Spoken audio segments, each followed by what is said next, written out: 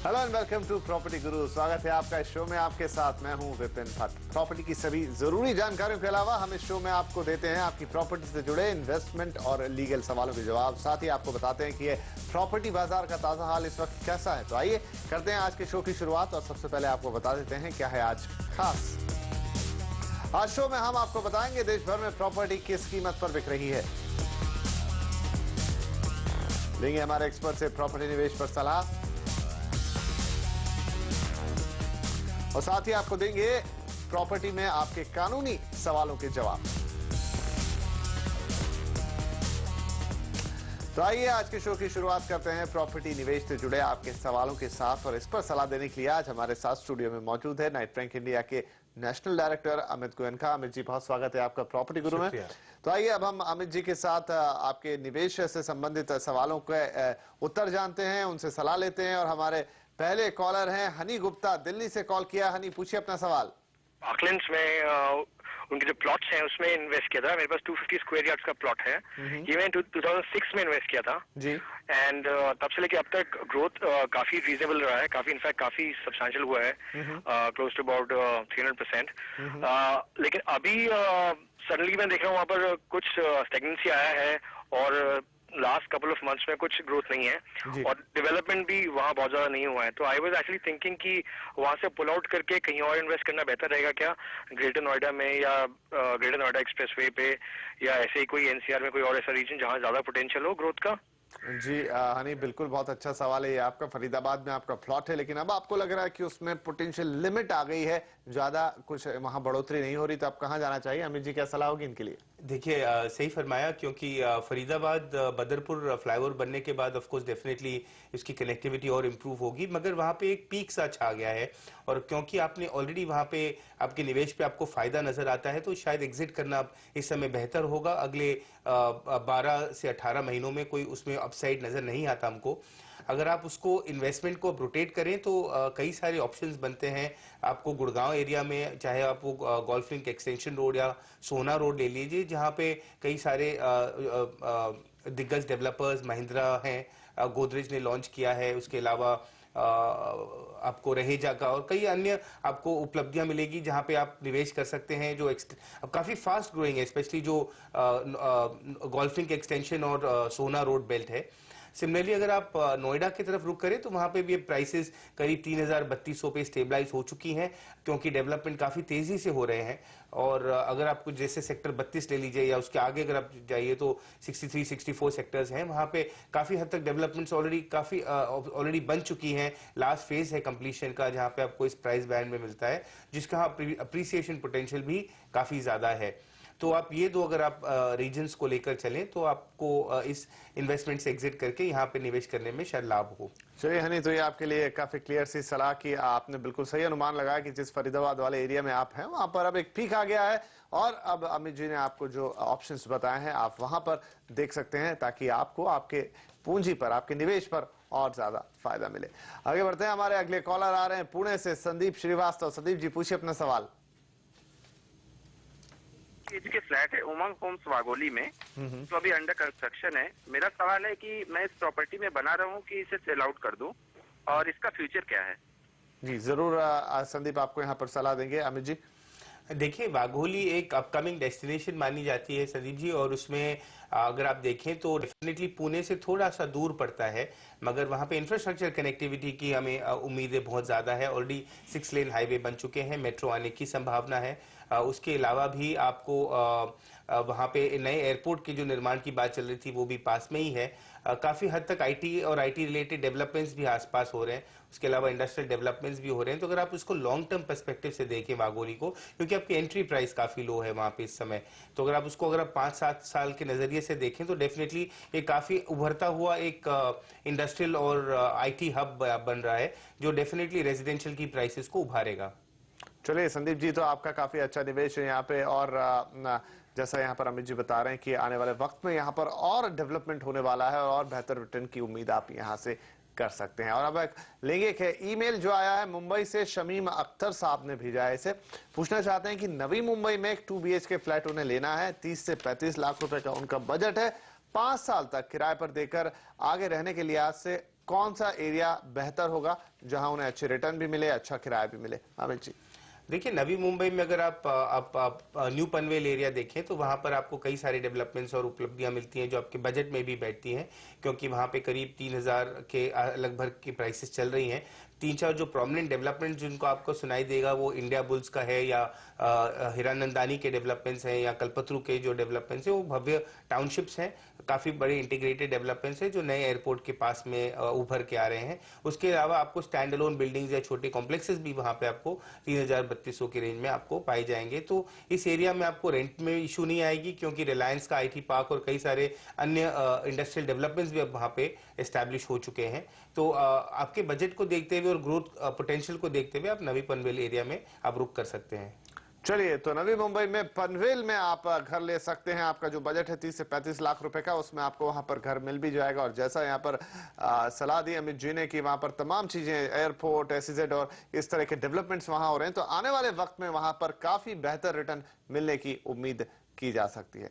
और इसी के साथ प्रॉपर्टी निवेश में सवाल जवाब का सिलसिला हम यही खत्म करेंगे। अमित जी, आपका बहुत शुक्रिया, आप आए और आपने हमारे दर्शकों के सवालों के जवाब दिए। लेकिन अगर आपके मन में भी प्रॉपर्टी निवेश से जुड़े सवाल हैं तो आप हमें अपने नाम, पते और फोन नंबर के साथ लिखिए pg@moneycontrol.com पर। हम देंगे आपकी प्रॉपर्टी से जुड़े लीगल सवालों के जवाब भी लीगल एक्सपर्ट उदय वावीकर के साथ, लेकिन इस छोटे से ब्रेक के बाद। लेकिन उससे पहले कि हम ब्रेक लें, आपको आइए दिखा देते हैं कि देश भर में प्रॉपर्टी किस कीमत पर बिक रही है।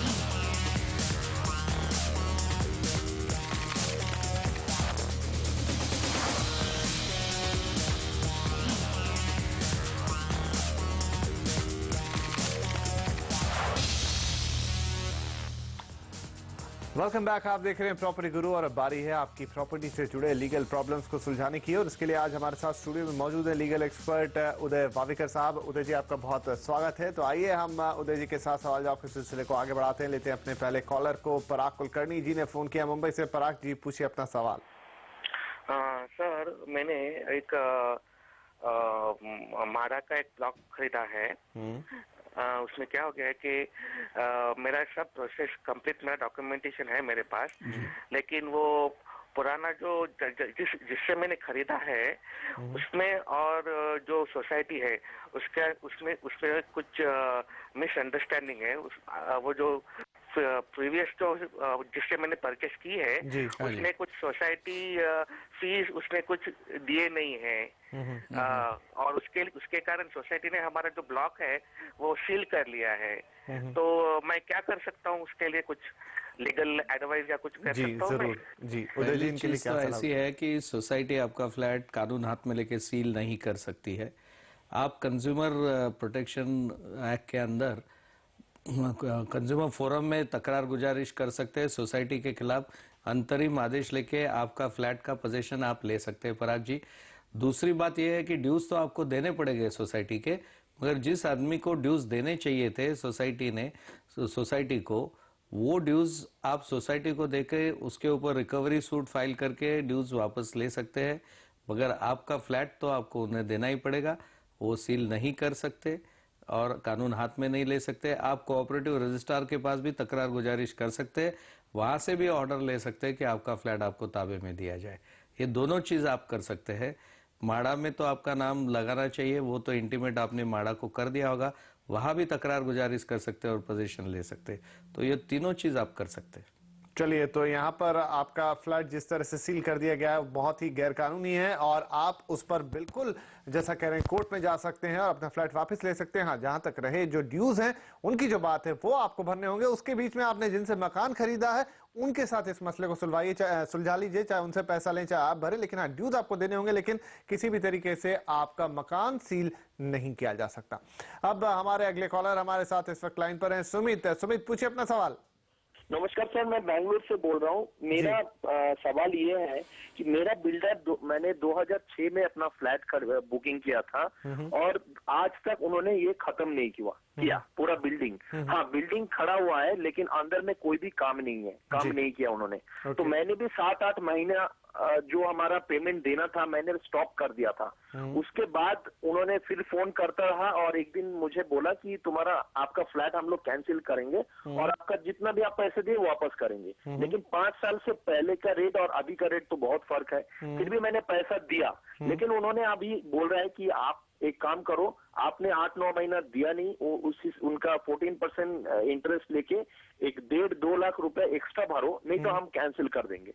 और आप पूरा पैसा दो और आपका रूम हम सिर्फ बना के दे देंगे। अब ऐसे तो कोई नहीं रह सकता है ना, एक बिल्डिंग में एक रूम अच्छा कर दिया, बाकी उसमें लिफ्ट नहीं है, कुछ नहीं है, कैसे रह सकते हैं? तो इसका लीगली मैं कैसे? जरूर यहाँ आपके लिए सुमित हम बिल्कुल सलाह लेते हैं। उदय जी, इनके लिए क्या सलाह होगी? सुमित जी, आपका ये फ्लैट कहाँ पे है? बैंगलोर में, HMT के पास। कहाँ पे, कौन सी सिटी में? बेंगलुरु में। बैंगलोर में देखिए, जब तक प्रोजेक्ट का बिल्डिंग कंप्लीशन सर्टिफिकेट नहीं मिलता है बैंगलोर में, आप कोई भी फ्लैट का पोजीशन ले नहीं सकते। दूसरी बात यह है कि बिल्डर डेवलपर ने आपसे अगर पैसा मांगना है तो उनको एक आर्किटेक्ट का सर्टिफिकेट, नहीं तो सुपरवाइजर का सर्टिफिकेट देना चाहिए कि कौन सी स्लैब तक कंप्लीट हुआ है, और आपके एग्रीमेंट के मुताबिक ही वो पैसे ले सकते हैं। ये नहीं कि कुछ बनाया नहीं और पैसे मांगते रहे आपसे, ये गलत है। हम इसे अनुचित व्यापारी प्रथा कहते हैं और सेवा में त्रुटि कहते हैं। आप बैंगलोर कंज्यूमर फोरम में तकरार गुजारिश करें, आपको आपका पैसा सूद के साथ वापस मिल सकता है, आपको फ्लैट का पोजीशन भी मिल सकता है, अल्टरनेट फ्लैट भी आप मांग सकते हैं उसी लोकेलिटी में, या मार्केट वैल्यू रिफंड करके मांग सकते हैं कि यानी कि आप दूसरा फ्लैट खरीद सकते हो।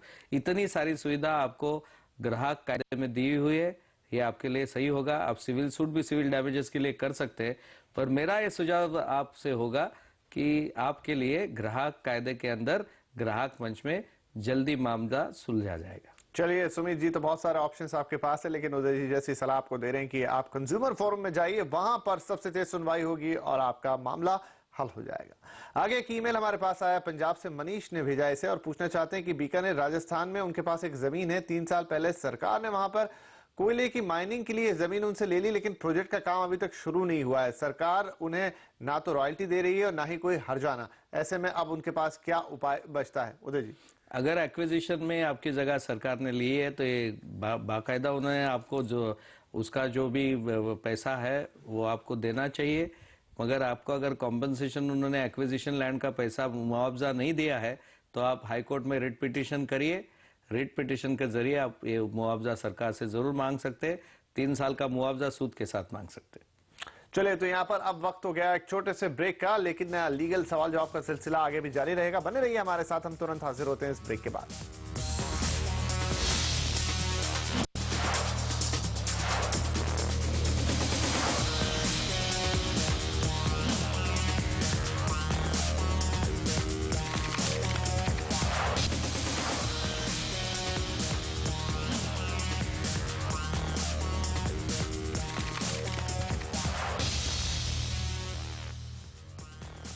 Welcome back. आप देख रहे हैं प्रॉपर्टी गुरु, जहां पर हम दे रहे हैं आपकी प्रॉपर्टी से जुड़े कानूनी सवालों के जवाब। हमारे साथ मौजूद हैं उदय वाविकर साहब, और अब हम सवाल जवाब का सिलसिला एक बार फिर आगे बढ़ाते हैं। हमारे साथ जोधपुर से फोन लाइन पर जुड़े हैं हुक्मी चंद जैन साहब। जैन साहब, पूछिए अपना सवाल। सर, मैं जोधपुर से हुक्मी चंद जैन बोल रहा हूँ। मैं मुंबई के पास थाने के अंदर शाहपुर के अंदर एग्रीकल्चर लैंड लेना चाहता हूँ जी।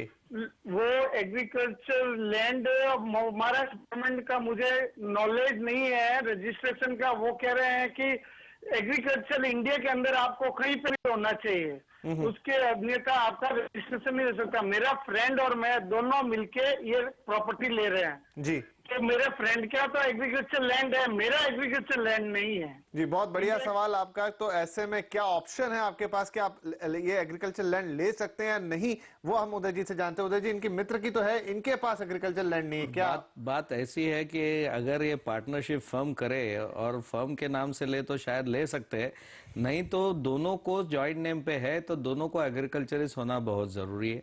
ये पहली बात। दूसरा, इस प्रावधान में एक छूट है कि अगर आप फार्म हाउस बनाएंगे जो घर बनाएंगे और साथ साथ फार्मिंग करेंगे उसका, जिसको हम फार्म हाउस कहते हैं, तो फार्म हाउस आप ले सकते हैं साथ में।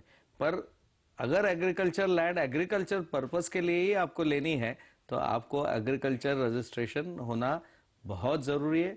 इसके सिवा गैर कानूनी हो जाएगा। कई सारी केसेस है, मैं अभी नाम नहीं लेता हूं, पर आप शायद जानते होते कि एक बड़े अभिनेता के भी उत्तर प्रदेश में ये केस हुई थी, जिसको भी इससे छूट नहीं मिली, तो आपको कैसे मिलेगी, आप बताइए।